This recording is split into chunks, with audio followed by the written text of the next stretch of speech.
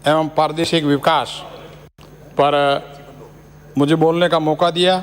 माननीय सभापति जी का बहुत बहुत धन्यवाद।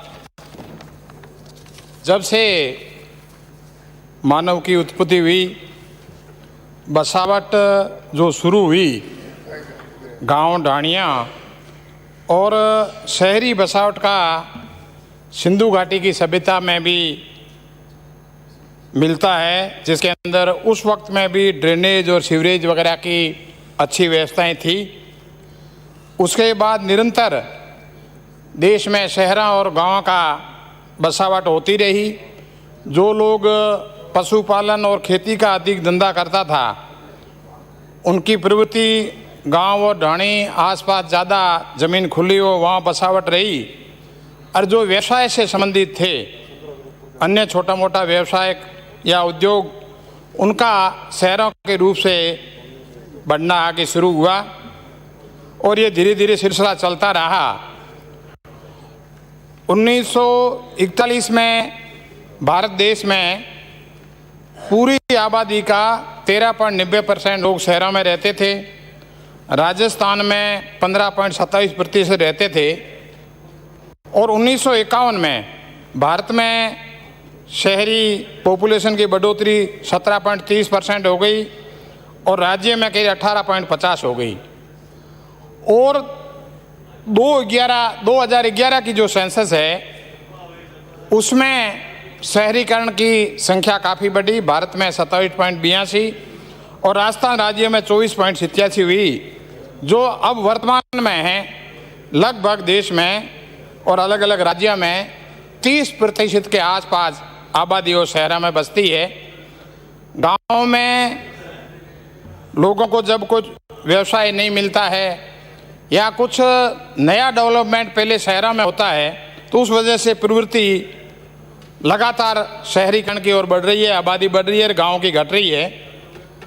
देश आज़ाद होने के बाद गाँव और शहरों दोनों की स्थितियां बहुत ज़्यादा अच्छी नहीं थी और एकदम देश आज़ाद होने के बाद में जैसे ही अपनी सरकारें बनी, अधिकतर राज्यों में और भारत में कांग्रेस का ही राज था, तो शुरुआती राजस्थान में भी 30 वर्ष तक करीब करीब लगातार कांग्रेस का राज रहा। उस शुरुआत में जब बिगड़ी हुई हालत थी, उसमें सुधार करने की आवश्यकताएं ज़्यादा थी। फंड्स लिमिटेड थे, रेवेन्यू अर्जित करने के संसाधन भी लिमिटेड थे। उस विपरीत परिस्थितियों में बहुत कुछ शहरों के लिए किया गया योजनाबद्ध तरीके से। उसके बाद में देश आज़ाद हुए 72 वर्ष हुए, 30 वर्ष वो, 42 वर्ष में राजस्थान में लगभग बारी बारी से सरकार रही और सब ने मिलके शहरों के लिए अच्छे काम करने की कोशिश की।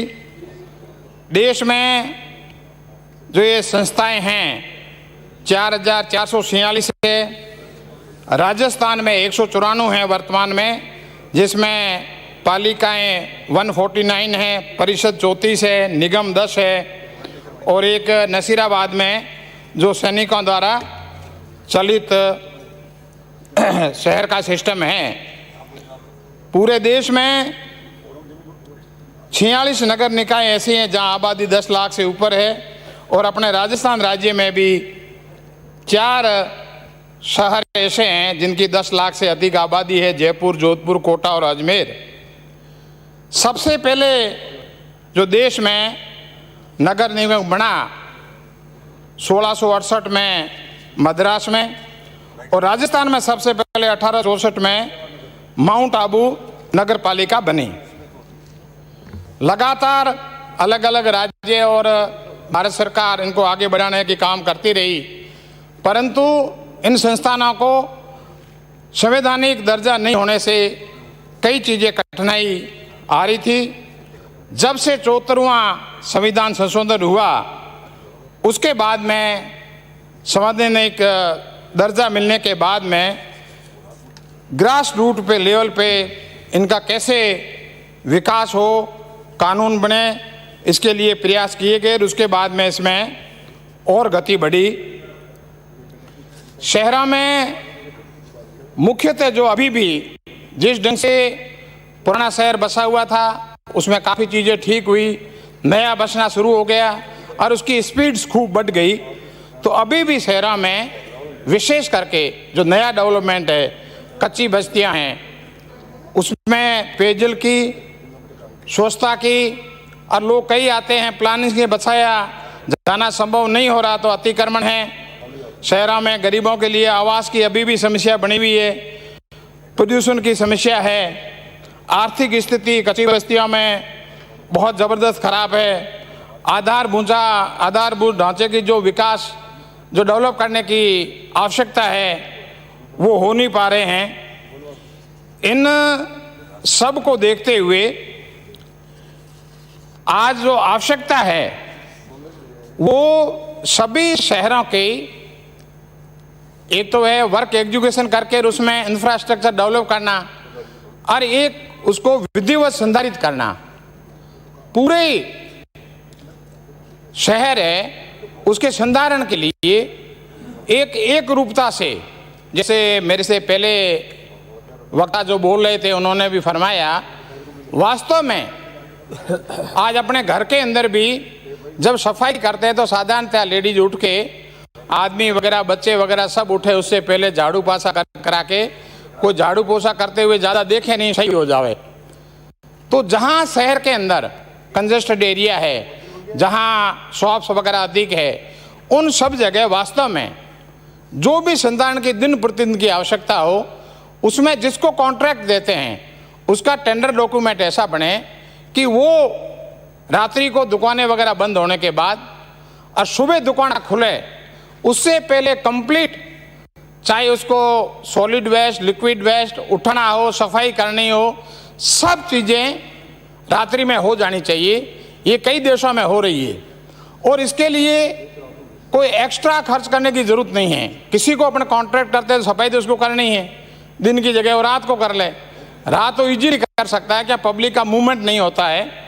तो ये सरकार को ये करना चाहिए कि इसके लिए कॉमन डॉक्यूमेंट्स बनावे जिसकी टर्म्स और कंडीशन ऐसी हो कि जो भी कॉन्ट्रैक्ट लो उसके पास पर्याप्त मशीनरी हो और उसमें ऐसी कंडीशन हो कि उसको अधिकतम एरिया में जो बाहर हो खुला एरिया उसको छोड़ के, और उसका क्या मशीनरी होनी चाहिए, संकड़ी गलियां हैं तो क्या होनी चाहिए, खुली है तो क्या होनी चाहिए, मेन रोड पे क्या होनी चाहिए। तो सब पूरे ही राज्य के अंदर सभी शहरों के लिए वहाँ की भौगोलिक स्थिति को देखते हुए और संधारण की व्यवस्था एक रूपता पे रहे, इसके लिए एक डॉक्यूमेंट तैयार होके और वो सब पे लागू होना चाहिए और उसको लागू कर देना चाहिए, उसको लाजमी कर लेना चाहिए। इसके अलावा विशेष करके जो कच्ची बस्तियां हैं वो वास्तव में नारकीय जीवन जी रहे हैं।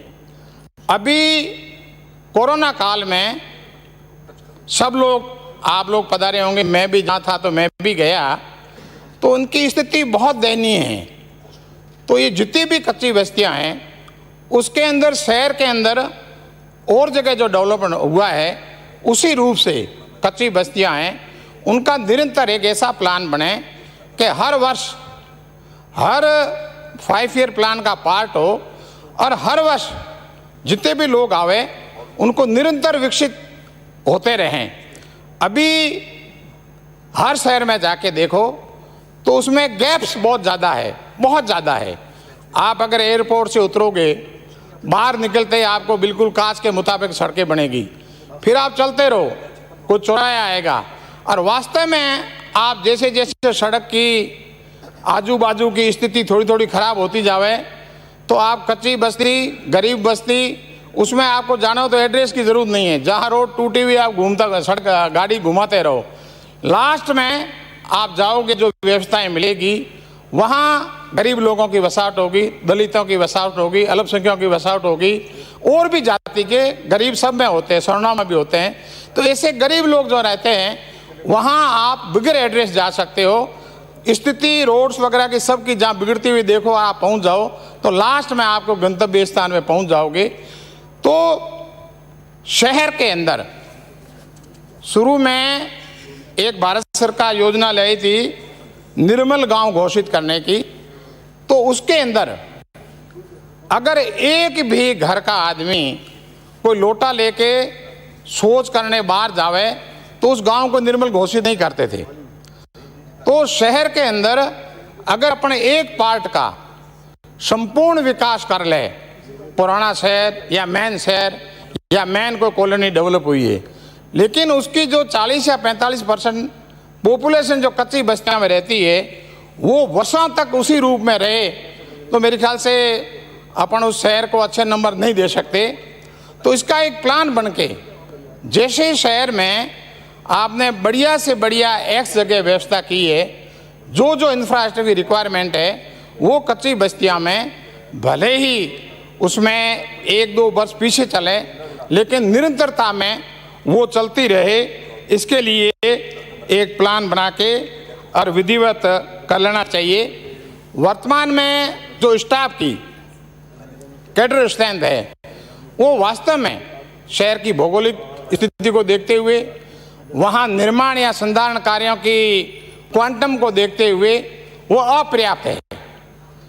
नॉर्म्स बना हुआ होगा, मुझे ज़्यादा ध्यान नहीं है, नहीं तो एक नॉर्म्स बना के जैसे जैसे शहर बढ़े, उसके इंफ्रास्ट्रक्चर बढ़े, उसी गुणक में उसकी कैडर स्तर किस किस के पद कितने कितने होने चाहिए वो ऑटोमेटिक सैंक्शन कर लेने चाहिए, उसका बजट में प्रावधान रखना चाहिए, ताकि कहीं काम चल रहे हैं करोड़ों के, वहाँ 4 चाहिए नहीं, कहीं पद पर ज़्यादा है बैठे हैं वहाँ वर्क 0 है, तो ये नहीं होना चाहिए।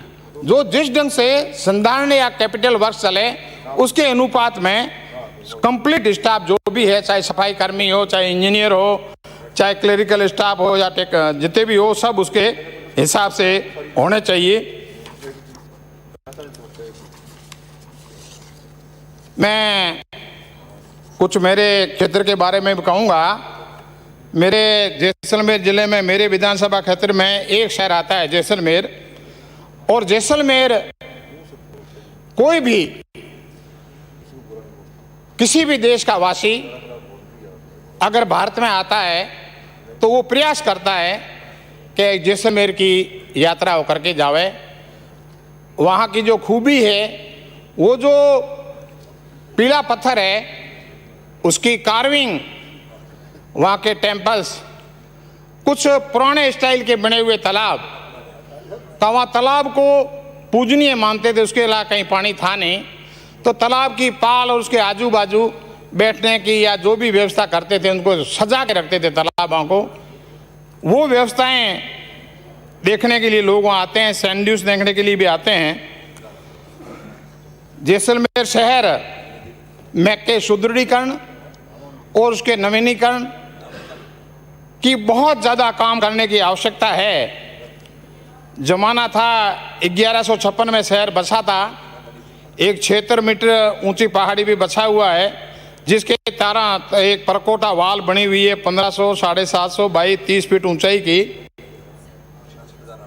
उस वक्त में जिन लोगों ने बसाया है उसको अभी सार संभाल करके रखना, पहले वाली सुंदरता मेंटेन करना, ये अपनी ड्यूटी है, सरकार की ड्यूटी है। समय समय पर काम मिलता रहा है, लेकिन अभी एक प्रयास करके हम लोगों ने वहाँ विभाग के साथ मिलकर कार्य योजना बनाई है, जिसके वहाँ जितने भी दर्शनीय स्थान हैं उसमें विशेष करके सोनार किला है, जैन मंदिर है, कलात्मक कार्विंग की इमारतें हैं, पटवा की हवेली है, आकल फोसिस है, नथमल जी की हवेली, सालम सिंह की हवेली, गड़ीसर तालाब, लुद्रुआ और अमरसागर के टेम्पल्स, तो इन सब को, और जो भी पर्यटक आते हैं वहाँ कोई तारे लटक रही है, कहीं पाइप फूटा हुआ है, तो जितनी भी सर्विसेज है उनको अंडरग्राउंड लेके चौराहे या बढ़िया डेवलप हो,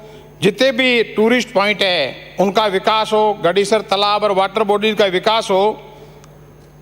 इन सब के लिए हमने पिछले टूरिस्ट लोड को देखते हुए पिछले 5 साल में इंडियन टूरिस्ट करीब 19 लाख आए, विदेशी 5 लाख आए, कुल 23-24 लाख के आसपास पर्यटक आए।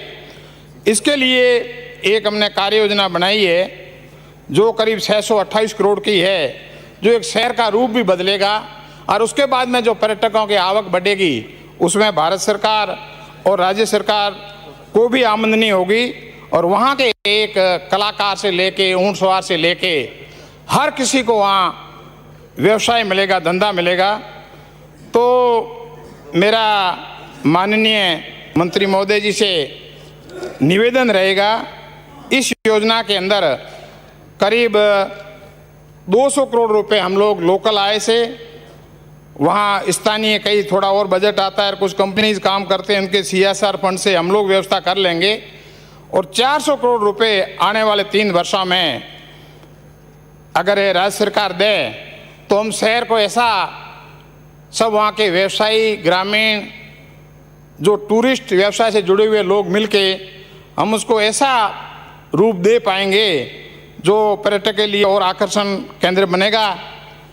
माननीय मुख्यमंत्री जी ने 2 मिनट में समाप्त करें। जो तीसरा बजट जो घोषित किया है, मैं उसमें समय नहीं होने की वजह ज़्यादा नहीं कहूँगा। मेरे से पहले कहा माननीय मुख्यमंत्री जी ने खुद ने यहाँ वाचन किया, मंत्री जी और बताएंगे। मेरे ख्याल से जो ये परिस्थितियाँ वर्तमान की है, इसको देखते हुए इससे बढ़िया बजट अर्बन डेवलपमेंट के लिए भी हो नहीं सकता। जैसलमेर के अंदर वहाँ की नगर परिषद के अधिकारियों और कर्मचारियों ने, हमने सब ने मिलके, हमारे यहाँ करीब 70,000 लोग मध्य प्रदेश से मजदूर थे, कोरोना एकदम आ गया, उनको शहर में लाके और शहर की कच्ची बस्तियों में जो सेवा की, उसके लिए मैं उस विभाग के सभी कर्मचारियों को धन्यवाद देना चाहता हूं। आपके सामने इस मौके पे मांग संख्या 29 पे बोलने के लिए माननीय सभापति जी ने मुझे यह मौका दिया। बहुत बहुत धन्यवाद। श्री जोगेश्वर गर्ग। सभापति महोदय, बहुत बहुत धन्यवाद आपको मांग संख्या 29 पर बोलने का मुझे मौका दिया उसके लिए।